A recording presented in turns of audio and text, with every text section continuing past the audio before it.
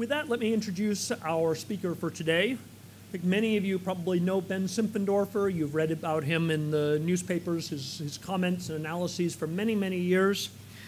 He is one of the very few people who follow the Chinese economy and follow the Chinese business community, who also have a lot of experience in the Mideast. Anytime there's a question about China-Mideast relations, I always call Ben, although I call him on a lot of other issues as well. But he speaks fluent Mandarin and Arabic, which is an extraordinary combination. And he's been talking to a lot of business leaders about what are the right business models that are going to work in the years ahead in Asia. With that, I'd like to introduce Ben.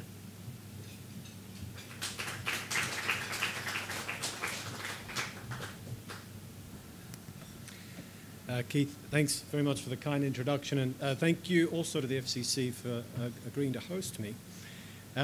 We are witness to what is a historic change, the rise of Asia, the creation of commercial opportunities that the world hasn't seen in generations. Now, this is a story that we've heard before, but it's a story that has also evolved over the last few years, because if there's one message I could leave you with today, it's this. The region is growing, but it's also growing in complexity. My business, we operate across the region, but I've been fortunate enough over the last few years to have interviewed a range of business leaders, local and foreign, from big and small countries in cities such as Beijing, Guangzhou, Bangkok, Singapore, Mumbai, Lahore, Dubai, Cairo, to capture their insights. And the most common word I hear in those conversations is complexity, in a way that we haven't quite seen before. So what I thought to do today was to share some of those insights with you, as well as some of my own observations. A good place to start is by comparing China and India. Now, I know this is a comparison that has been made before, but typically there is a tendency to focus on infrastructure and political systems. Now, I want to focus on the film industry. I'm a huge fan of Chinese and Indian films.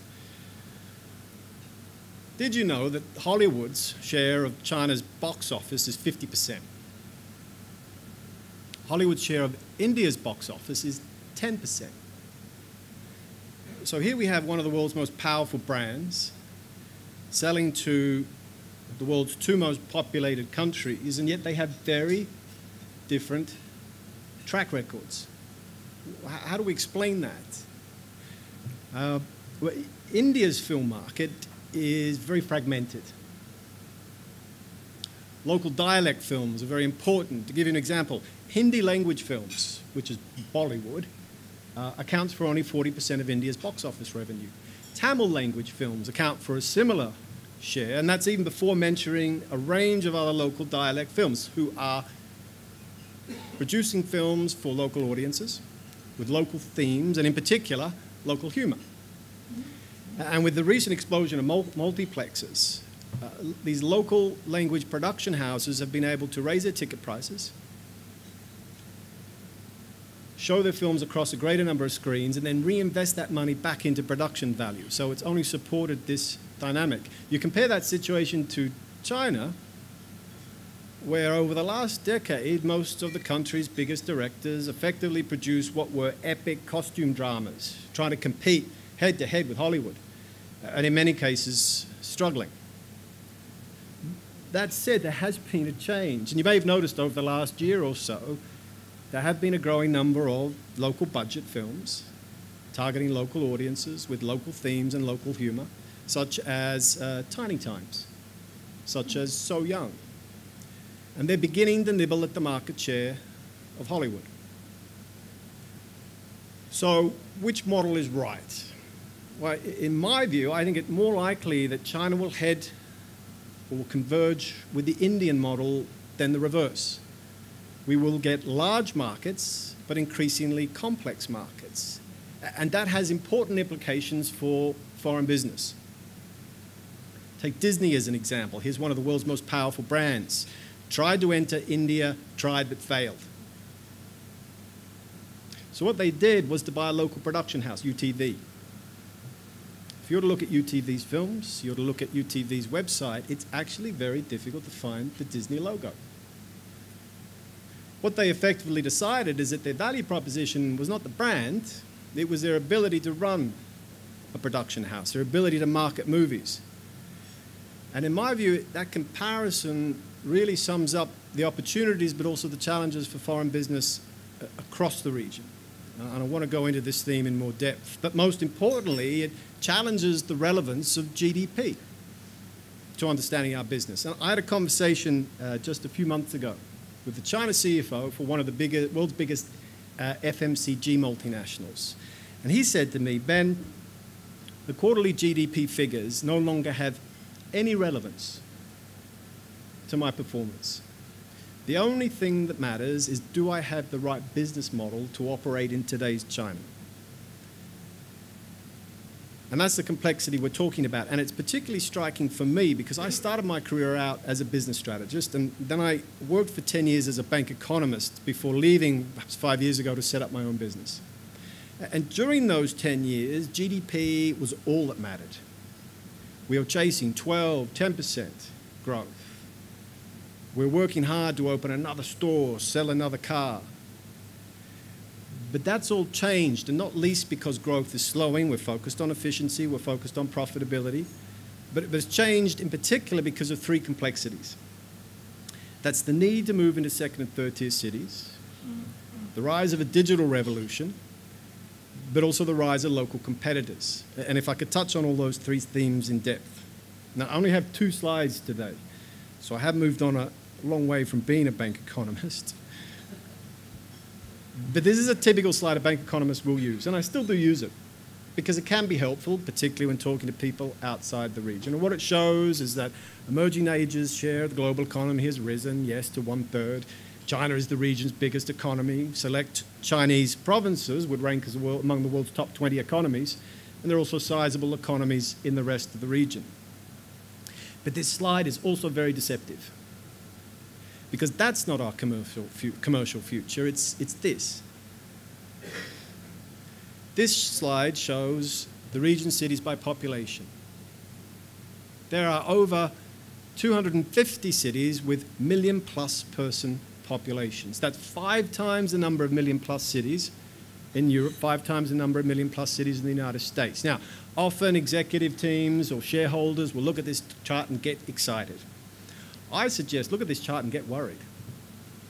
Because if you're a multinational and you have 5 decades of experience building out your business across Europe and the United States, how do you replicate that model and sell to 5 times the number of cities in this part of the world? And that's partly what's changed over the last few years because of the spread of affluence into these second, third, fourth, fifth tier cities. It's challenging business models in ways that we haven't come across before. So you have companies such as PepsiCo signing up to deals with Tingyi because it realizes it doesn't have the marketing or distribution power to sell into 4th or 5th tier cities. Companies such as CBRE saying, well, we need to move to a hub and spoke model, basing ourselves out of 5 key centers because we don't have the capacity to open up across every 2nd and 3rd tier city. A good example of this was the experience of Dyson, the household equipment manufacturer. They had opened, by the end of last year, 220 outlets across China. They did that because they recognized that if there are only open outlets in just a handful of cities, they would raise attention to their product and attract competitors. One of their outlets is in Zhengzhou in Henan province. And it's in a department store called Dennis. Now, Dennis only operates in Henan.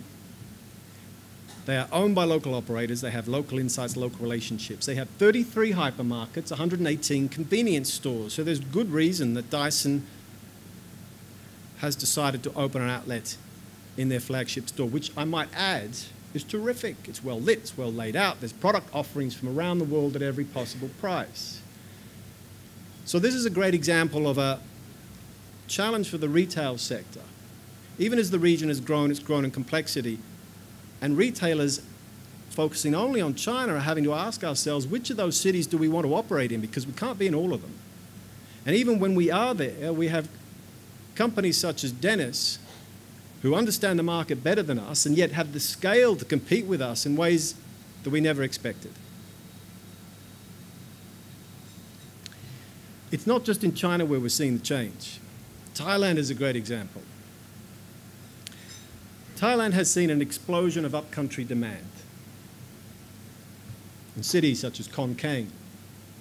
Now, for those of you who visited Bangkok, you may have passed through some of the city's hypermarkets.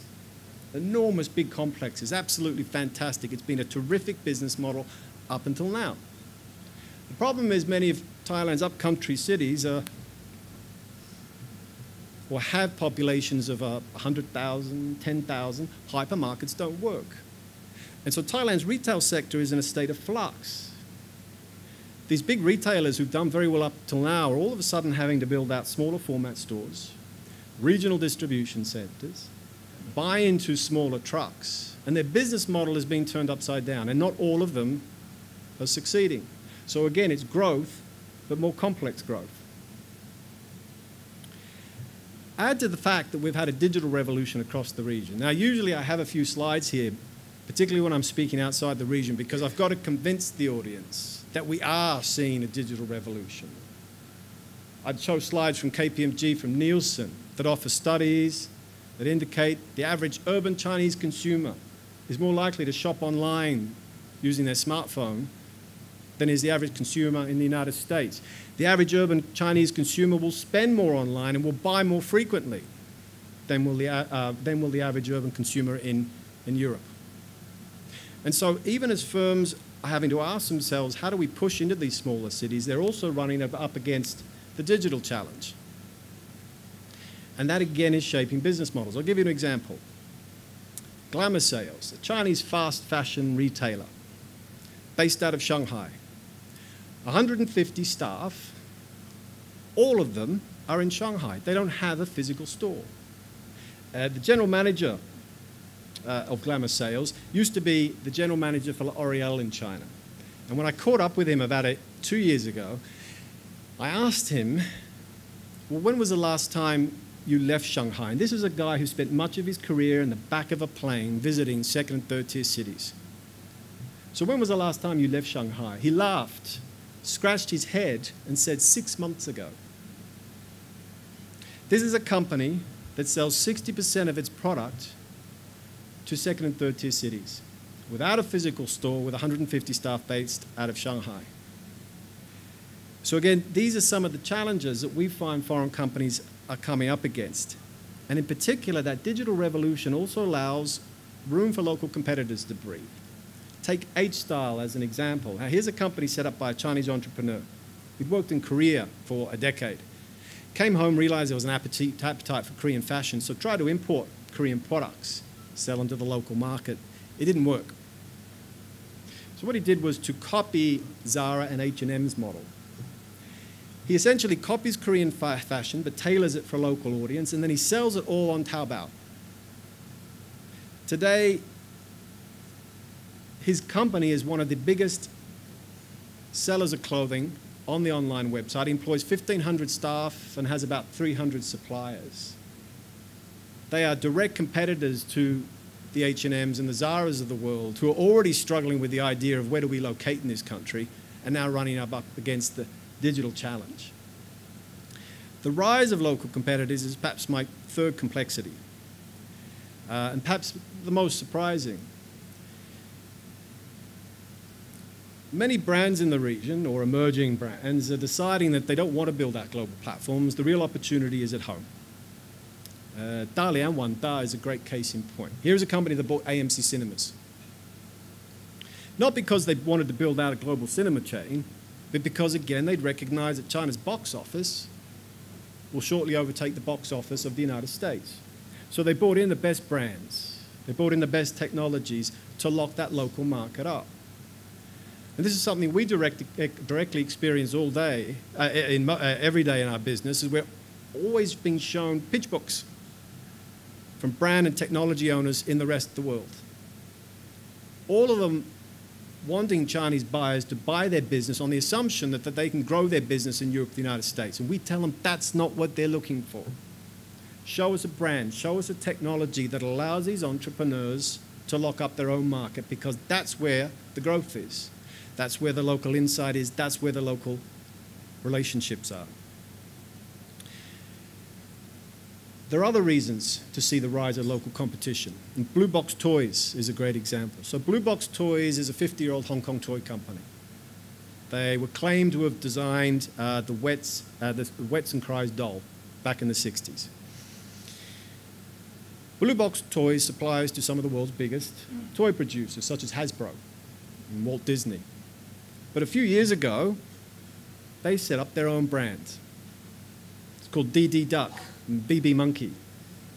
If you have a look at their display room in Tsim Sha Tsui, it's absolutely fantastic, stuffed full of branded product. So you ask them what sparked the move, and they clearly say, we don't want to be in manufacturing. It is so tough to make money in manufacturing because of rising costs. And so we're seeing this evolution, particularly among suppliers who are looking to move away from being manufacturers to brand owners. And those that succeed will become competitors for foreign companies. Now, not all will succeed. And Blue Box Toys will clearly say, one of the challenges for us is we're both a manufacturing and a marketing company. You get an engineer and a marketing manager in the same room around the same table, and I can guarantee you they do not agree, ever. And it's one reason a lot of foreign brand owners are no longer manufacturers, they are pure marketing companies. So that rise in prices has both left more money in the pocket of consumers has driven or helped to spread affluence across the region into those second, third tier cities, but it's also created problems for manufacturers and driven some to develop their own brands. I want to talk a little bit about that rise in prices and the implications on manufacturing, because that's also created challenges, particularly for the retail and sourcing sector, where we do a lot of work.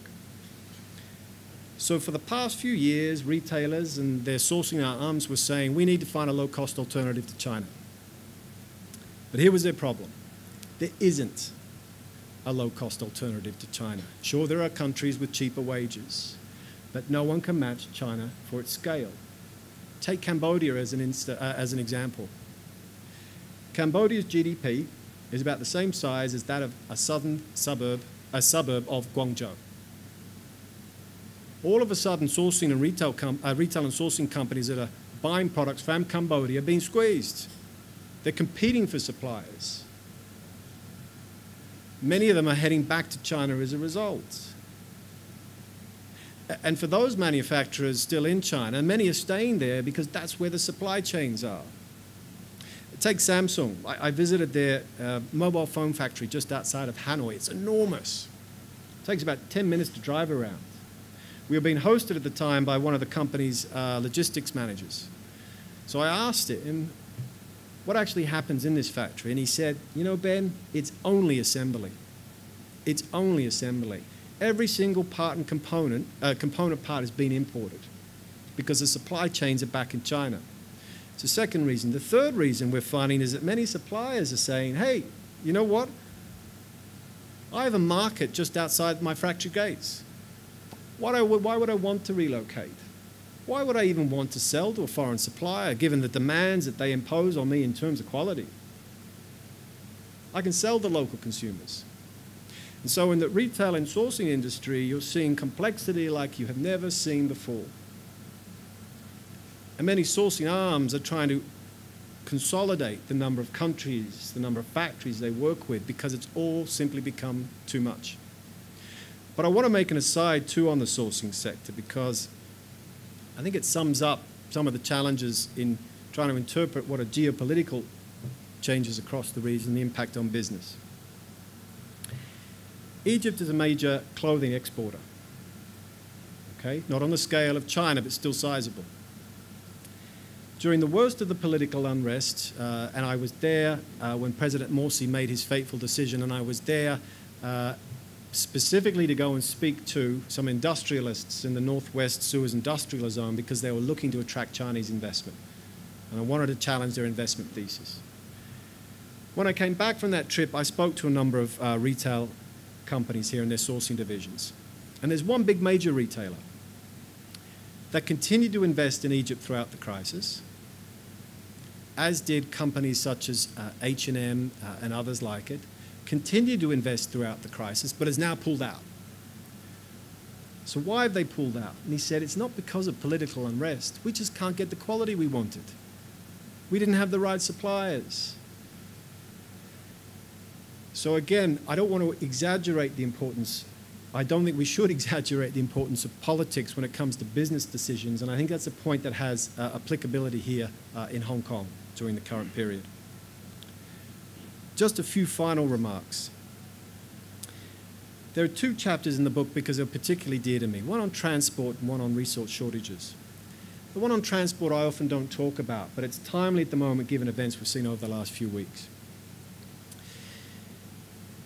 The number of international arrivals passing through Hong Kong, Singapore and Dubai has increased by 100 million people over the last 10 years. Just consider, maybe a third of those are business travelers. It's an extra 30 million people. Now, when I wrote this chapter, it was particularly timely for me because I was traveling between the two regions. My wife had reason to worry. On the one hand, China had suffered another flu pandemic, well, flu outbreak, H7N9. There were concerns about traveling to Shanghai. On the other hand, the Middle East had suffered its own outbreak, MERS. And this was shortly before the Hajj period when people were concerned that the sudden influx of pilgrims would spread the virus to the rest of the world. This region is particularly vulnerable to pandemics, given the number of people that are flying to here and from here for business. Because remember, for all the digital revolution that we're experiencing, business here is still about relationships. It's still about direct contact. I thought it was timely to bring it up because we now suffer the risks of another pandemic, Ebola. And there is serious reason for multinationals in this part of the world to be asking themselves, what happened if we do suffer more disruptions to travel for 3 months, 6 months, 9 months? How do we understand our local businesses? How do you get executive boards sitting in London and New York to understand the challenges we face in second and third tier cities because of the digital revolution, the rise of local competitors, when they can't travel here?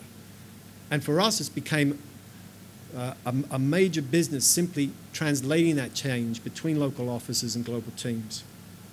My final point before I finish is on water shortages, which often get overlooked across the region. They usually get overlooked until the crunch comes. Okay? Hong Kong is a great case in point. We're one of the highest per capita users of water and yet have one of the lowest per capita charges anywhere in the world. And yet water really isn't an issue. China and India suffer particular acute shortages. There are parts of China that have per capita water resources at the same level as Egypt. In fact, there are parts of China with populations in aggregate of 250 million people with the same per capita water resources as Egypt. This is a part of the country that wants to urbanize, it wants to industrialize at rapid rates. Even on a national level, China has just half the level of per capita water resources as does Europe, and just 1/4 the per capita water resources as does the United States. When the water crunch comes, it will impact business. And I'll give you a good example here. It was an anecdote given to me by someone in the resource efficiency sector just the other day. It was about a factory in Foshan.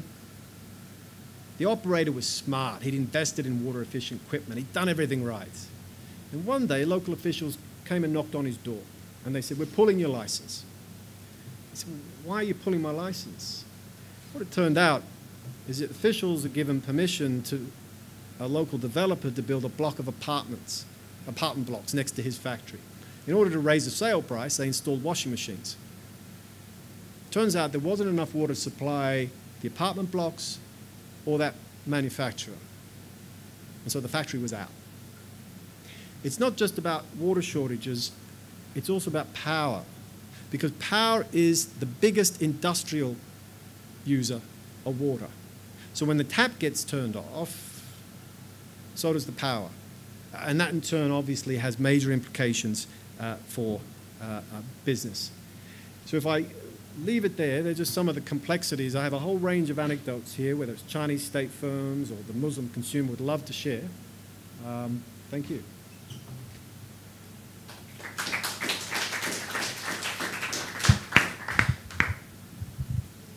Thank you very much.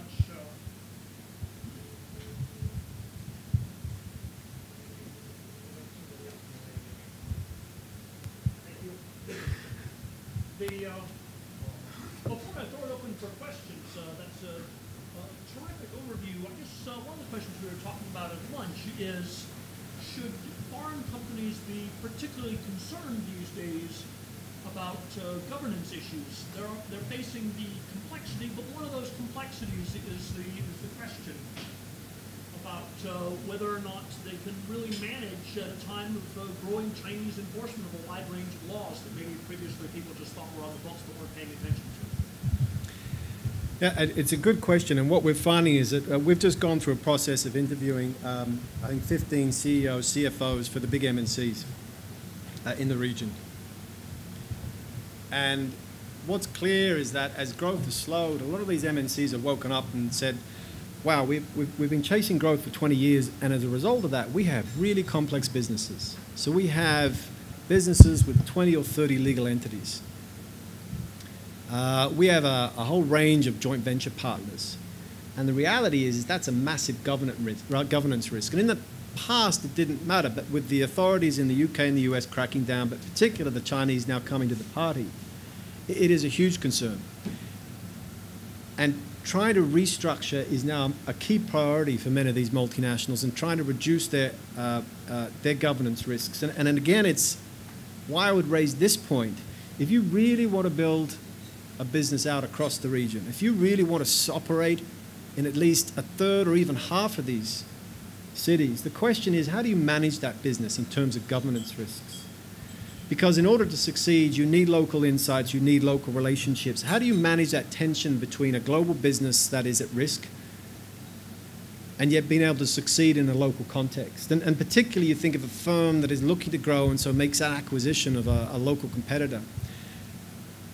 How do you then convince the employees of that local competitor to change their mindset, to recognize that they are now part of a global business where practices are very different? So I think governance risk becomes a major concern, not just because of events we're seeing in China, but because of the challenges about capturing this huge opportunity in the region. And it's a concern that will only grow over the coming decades and will force some firms to limit their expansion plans and even to cut back or change the way that they function.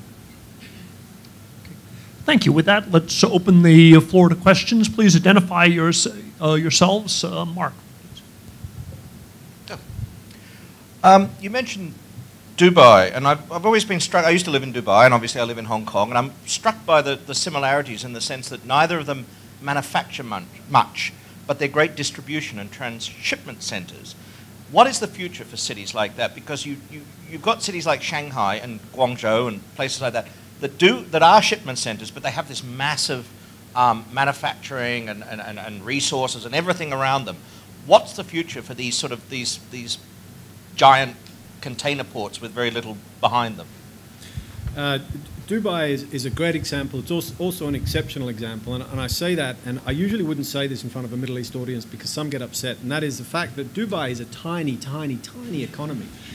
So for those who don't know, it's just a quarter the size of Beijing, and Beijing is just a tenth the size of China, right? So it takes very little increase in trade or flows, or whether it's cargo or passengers, to have a big impact on Dubai's economy. Okay, so that's the first point.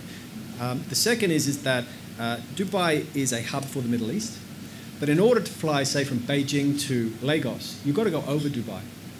So it's in a phenomenal position to actually intermediate that trade between Asia and Africa. And again, we're talking about a tiny, tiny, tiny economy. So I think the future for Dubai is quite robust. Now, I wouldn't want to be invested in real estate there, given the mobility of the population. But in terms of a trade intermediary, that they have a future. But I'd say it's also perhaps exceptional. There aren't many cities like it.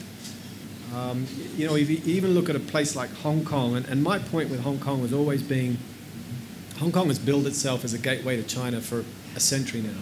And we really need to reverse that thinking and build Hong Kong as a gateway for China to the rest of the world.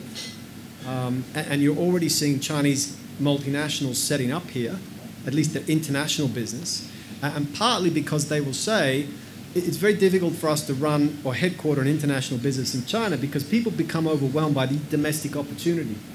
Why would you look abroad? Multinationals are saying the same thing. And so by setting up an international business here, you force people to look more globally. Next, please. Why don't we go over here in the corner, and then we'll do it in the middle. Yep. Thanks, Ben, very much. Matt Flynn, we've known each other for some years, so you've seen the different hats I've worn as a transport economist, business consultant, and now, as just shared, I'm working with a manufacturing organization. So, yeah, totally agree. The friction on transport economics has actually kind of changed the game, as have the complexities of the business world. So, in terms of manufacturing, I suspect I'm probably one of the few people in this room, other than the gentleman I'm sitting with, who are in the actually China manufacturing side. What are your thoughts with regard to strategies for manufacturing in China in the future? Broad question, but I give you a big target.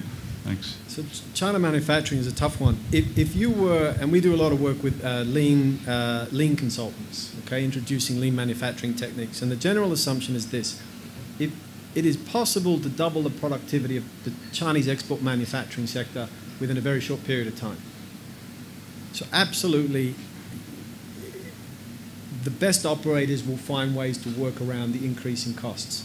But when you talk about these consultants, and remember, this is their business, so they've got a reason to be more optimistic than less. And you ask them, so how many factories do you think will actually achieve that? And they will say 1 in 10. And they'll offer a number of reasons for that. It could be some of these factories are run by second-generation playboys who actually have no interest in the factory itself, but they love being able to say, hey, I employ 5,000 people. There are others who just quite enjoy earning 5% growth each year and spending that money on whatever it might be, but again, had very little interest in the factory itself. But then there are a small minority of examples where factory owners have introduced lean techniques and have seen spectacular gains. Most often, it's under pressure from the big retail and sourcing companies itself. And I know Li and Fung have recently set up their own internal, not the correct term here, but own internal engineering department, which is essentially now going out to many of their suppliers to help them introduce lean techniques, because many factories are struggling to achieve it themselves. So huge productivity gains to be made by leading companies. Otherwise, again, China is unfortunate that there's nowhere else for this production to go. And that even in the rest of the region, you've seen big gains by Bangladesh, big gains by Vietnam. The gains by China have been even bigger, right? So manufacturing, for better or worse, is stuck here. Here, please. Thanks, Peter Farnson. Just given your comments about the sort of the focus on the domestic market, I wonder whether the quid pro quo is that the rest of the world can be a bit relaxed about new Chinese consumer-focused companies, whether it be mobile phones or cars or pharmaceuticals or you name it, coming out from China and stealing their markets elsewhere. I wonder, do you see that as less of a risk than given the domestic focus? I think it's a very small risk, and I'll say that for two reasons. One, and it's a point I made earlier, but absolutely, why would you go abroad when you have one of the world's largest and fastest growing markets on your doorstep? You have the local insights, local relationships. A lot of these big players recognize how competitive, how transparent Europe and the United States is, how tough it will be to build out global businesses. The other is, and this is related to some work that we've done recently, we've interviewed some senior people at these big Chinese companies, and what's clear is that it is tough for them to go abroad because their go global push is often driven by personalities. People who are really interested in building out global businesses. There's not institutional support for that. And we do a lot of work, and we have been exposed to big Chinese companies in particular looking to grow into the Middle East. And I think they do well because of price, because of scale, but they really are not yet, with the exception of a handful of companies, they're not yet in a position to build out large global businesses. So I think the focus will be very much at home. So yeah, worries about the rise of the big Chinese MNC I think are overstated for now. Over here, please. Thank you, Mr. Simpfendorfer. My name is Carmen Chung, and I'm a journalist trained by NPPA in the United States. And I have two questions. First, I look at the topics today is Silk Road Associates. And based on the topic, to what extent that the content that you talk about related to your company as Silk Road Associates, because it located with 3 cities, Hong Kong, Beijing, and Melbourne. And then second question is, I agree with your analysis. And one thing I would like to follow up, please pardon me,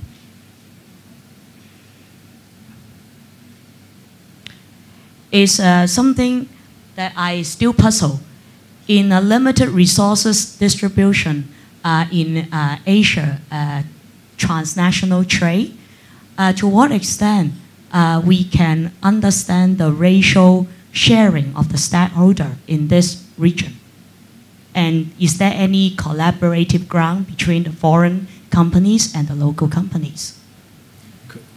Thank you. Could I just get you to rephrase that second question? No problem. Yeah. The rephrase of the questions to be specifically, under the reality of limited resources distribution, can we have a collaborative ground for possibility sharing of stakeholders by proportion or by ratio?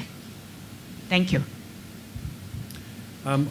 If I touch on your point about limited resources, I certainly do worry about growing geopolitical conflict across the region, and certainly if you look at... yeah. No, absolutely, and that would be an additional complexity. And in particular, I think tensions between China and Japan are especially important, and the engagements we've had with a number of Japanese banks over the last few years, partly because of some particular interest they have in Southeast Asia, and particular focused on mid-sized firms. There's a real realignment taking place in the commercial space. And I think Japanese companies have realized that they're overexposed to China, and where there is room to build an additional factory, why not look at Southeast Asia? So I think that is a real concern. On your first question, yes, some of these issues certainly touch my everyday business work.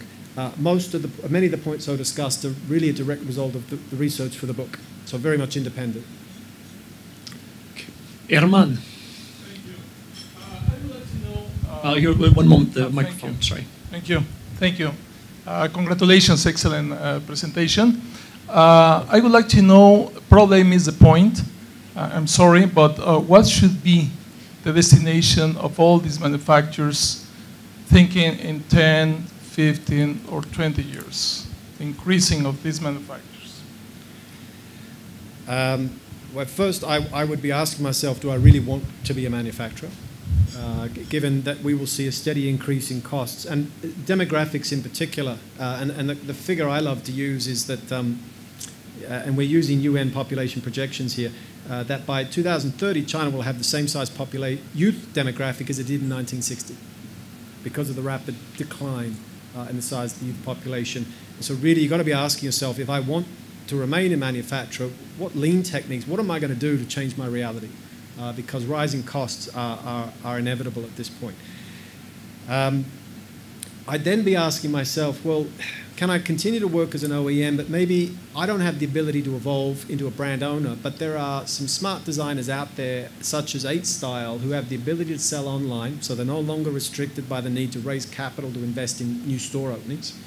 And maybe I can design to order for them, particularly in the fast fashion sector. Because I'm delivering to local markets. They may only be a few hours or a day away. So I'd be looking at my own business model. The reality, though, is I'm not sure how many business owners are in that situation, or whether they have the manufacturers are in that situation or have the interest. So it does concern me. And I know, again, looking at the retail and sourcing sector and the sourcing departments, these guys, I have a lot of respect for them. They spend 3 weeks out of 4 on a plane. They do nothing but visit suppliers and other service providers. They really have a great understanding of what's happening. And the level of pain these guys are feeling today compared to a year ago, 5 years ago, is phenomenal. And if they're in the best position to deal with the challenges of rising costs, yet even they are struggling. So it's tough. Unless we have another question then, I'd like to wrap up. We always try to be, oh, we do have one more here. Just quickly, we have to finish by 2, so right there. Well, just a quick question. You had mentioned that Hong Kong's role changing from a gateway from the rest of the world to China, as opposed to one from China to the rest of the world. What specific aspects of that role do you see Hong Kong playing the best, I guess, roles in? Is it outbound investment? Is it partnerships? Chinese firms in particular are struggling to go overseas. It always strikes me as odd, but because I know any number of fluent English language speakers who just populate all these big multinationals in China, and yet when you speak certainly to our clients, whether it's in the Middle East, it's in Australia, wherever it might be, they all say the same thing. We met a big Chinese firm the other day, and there were no English speakers. That they struggle to present their case for their product. That they really need help. They don't want to use lawyers. They don't want to use public relations companies. They need assistance here. And I think Hong Kong is in a perfect role to act as that trusted advisor, if you like, to help Chinese companies go global. And much like Dubai, Hong Kong's size relative to China shrinks daily. So we don't have to pick up much of that trade to really drive growth here. And to be honest, in my own view, I'm a big believer that 20 years from now, my business will be just southern China. And that will be enough. And it's small enough for me to have the local relationship, the local insights, the local relationships to help these companies go forward. Thank you very much, Ben. We try to give our speakers